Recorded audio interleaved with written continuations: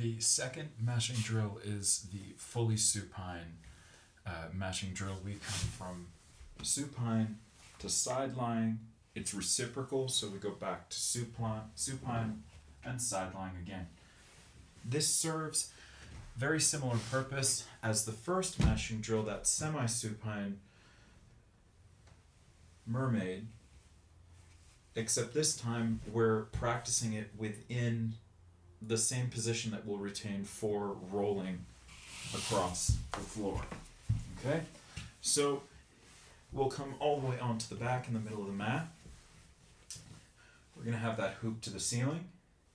And it's very similar to that first mashing drill. As the hoop swings over, we'll notice that there's a little weight in that side, in the butt.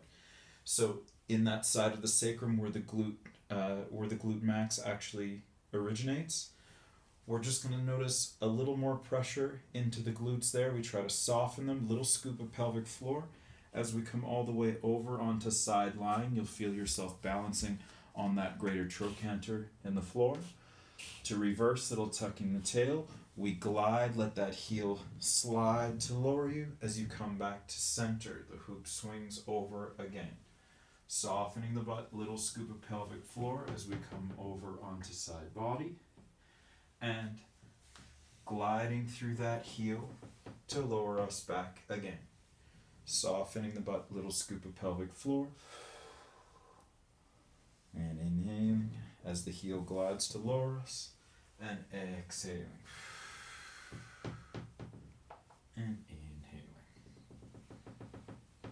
Just dialing into, feeling that glute tissue getting compressed. We really try to soften it. Curling that sternum up and over as we find the side line. Little tuck of tail, little curl of sternum as the heel glides to lower us.